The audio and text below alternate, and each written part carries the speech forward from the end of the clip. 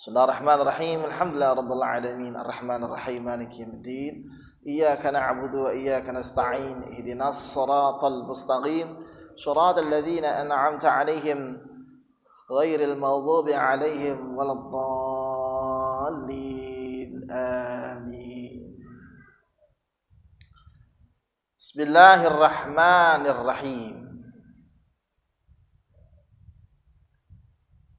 Satakunu alaikum a'immatun yamlikuna arzaqakum yuhaddithunakum fayakdhibunakum wa ya'maluna fayasubbunal amala la yarduna minkum hatta tuhassinu qabihahum wa tusaddiqu kadhibahum fa'atuhumul haqqa ma wada'u bih فَإِذَا تَجَاوَزُوا فَمَنْ قُتِلَ عَنْ ذَلِكَ فَهُوَ شَهِيدٌ رواه الطبراني عن أبي سلامة. Akan datang satu zaman daripada umatku, seorang pemimpin atau pemimpin-pemimpin yang memiliki rezeki-rezeki daripada rakyatnya. Artinya adalah rezekinya di tangan pemimpin. Yuhadditsunakum fayakdzibunakum. Mereka berbicara padahal mereka itu berbicara kebohongan-kebohongan yang diucapkan. Kemudian pemimpin tersebut mengerjakan sesuatu pekerjaan padahal mereka mencaci pekerjaan tersebut. Artinya akan datang seorang pemimpin atau sebuah kepemimpinan, mereka senantiasa mengerjakan sesuatu padahal pekerjaan tersebut mereka tidak inginkan karena terpaksa. La yarduna minkum hatta tuhassinu qabihahum. Mereka tidak ridha sehingga kalian membenarkan keburukan-keburukan mereka. Jadi nanti akan datang satu pemimpin yang mana kalau kita tidak mengiyakan atau mengatakan bagus ketika mereka berbuat, maka mereka tidak akan ridha. Padahal pekerjaan mereka adalah keburukan. Wa tusaddiqu kadhibahum, membenarkan kebohongan-kebohongannya. Udah ada nih kadang-kadang seorang pemimpin begitu. Ya mudah-mudahan di Indonesia enggak seperti itu ya. Wa tusaddiqu kadhibahum. Jadi di rakyat ini yang dipimpin itu dipaksa untuk membenarkan kebohongan-kebohongan yang mereka kerjakan. Ini Nabi Muhammad SAW sudah senantiasa memperkirakan hal demikian akan terjadi. Fa'atumul haqqa ma wada'u bih. Kemudian ada yang di antara kita semuanya mengatakan kebenaran-kebenaran. Ketika mereka celak daripada kebenaran tersebut, mereka kadang-kadang mendengarkan kebenaran tersebut. Fa idza tajawazu faman qutila an dzalika wa syahidun. Ketika mereka melampaui batas, ada di antara kita yang berani untuk mengatakan kebenaran tersebut. Dan barang siapa yang terbunuh ketika mengatakan kebenaran, fahuwa syahidun, maka dia termasuk syahid. Jadi nanti akan datang satu zaman, wallahu a'lam bishawab, apakah sekarang ada atau tidak, wallahu a'lam. Jadi ada tipikal rakyat ini disuruh untuk mengiyakan kebohongannya. Rakyat disuruh untuk mengiyakan apa-apa yang menjadi keburukan-keburukannya yang sudah dialaminya. Jadi rakyatnya mengiyakan aja. Kalau nggak mau, maka bahaya. Akan datang satu zaman seperti itu. Jadi, kenapa demikian?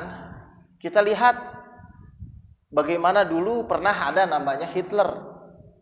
Begitu kejamnya Hitler, sampai-sampai kalau ada orang yang senantiasa berseberangan dengan berbeda dengan pemikirannya, maka di bumi hanguskan, dihancurkan Hitler. Ya, banyak sekali dulu ada kisah Firaun. Ya, jadi Nabi mengacak daripada kisah-kisah umat terdahulu. Ada orang-orang yang menjadi pemimpin ketika dia disalahkan kagak mau. Maka akan datang umat nanti seperti itu pemimpinnya. Na'udzubillah min dzalik. Jadi kalau ada yang mengatakan kebenaran maka fahuwa syahidun. Ya. Ketika berbicara benar, maka erat kaitannya dengan hadis Rasulullah Shallallahu Alaihi Wasallam. Benar di sini bukan berarti benar menurut pribadinya. Kadang-kadang orang mengatakan benar menurut pribadinya, padahal itu salah. Kadang-kadang orang mengatakan dirinya benar, padahal itu salah. Lantas apa yang menjadi acuan itu merupakan satu kebenaran? Maka kita lihat kebenaran itu pertama, apakah dia sesuai dengan hadis Rasulullah SAW secara komprehensif. Kalau misalkan ada kalimat seperti ini, qulil haqqa walau kana murran, katakan yang hak walaupun itu pahit, kan begitu ya. Ini kalimat sering kita dengar. Katakan yang hak walaupun itu pahit. Tapi kalimat ini tidak menjadi justifikasi seseorang ketika membuli orang lain, ketika menjelekkan orang lain, ketika orang lain berbuat salah. Kadang kan kita ini beralibi dengan kalimat itu, qulil haqqa walau kana murran. Kita menjudge orang lain menjadi salah, padahal ketika kita menjudge orang lain salah, maka di situ ada unsur kesalahan. Kenapa? Menjudge itu adalah sesuatu yang salah. Yang benar dalam agama adalah menasihati yang salah. Wa tawasau bil haq, gitu ya. Jadi kembali lagi kepada qulil haqqa walau kana murran, katakan yang hak walaupun itu pahit. Artinya adalah kalau memang itu secara nyata sesuai dengan syariat mengatakan hak, silakan yang hak. Akan tetapi jangan sampai kita katakan hak itu menurut pendirian kita. Satu contoh berbicara mengenai furu'iyah. Ya, kadang-kadang ada orang mengatakan furu'iyah, dia katakan ini hak. Hadis Rasulullah SAW mengatakan demikian. Contoh misalkan, ya, ketika orang meninggal dunia, nggak usah diazanin, nggak usah, akhirnya berantem. Kayak saya katakan yang hak. Kenapa demikian? Dikarenakan tidak ada dalil mengatakan bahwa Nabi Muhammad mengazankan orang yang meninggal dunia. Katakan yang hak. Kalimatnya katakan yang hak. Benar menurut dia. Tetapi salah dalam keadaannya. Kenapa? Konteks perdebatan ketika seseorang hendak memakamkan itu salah. Karena tidak ada konteks perdebatan ketika memakamkan. Harus ada yang menahan diri. Kalaupun menurut dia itu tidak hak, ya silakan nanti setelah dimakamkan. Oh, enggak begitu. Qulil haqqa, lagi-lagi nanti artinya ada yang namanya keributan. Kenapa? Lagi-lagi hak itu bukan berarti harus luruskan secara nyata, terus-terusan diluruskan tanpa kita kedepankan masalah etika. Harus ada yang namanya etika. Kembali kepada yang hak. Jadi, faman qutila an dzalik fahuwa syahid. Ketika seseorang mengatakan yang hak ketika ada pemimpin yang zalim, maka ketika dia meninggal dunia disebut mati syahid. Ya. Rahu Tabrani an Abi Salam.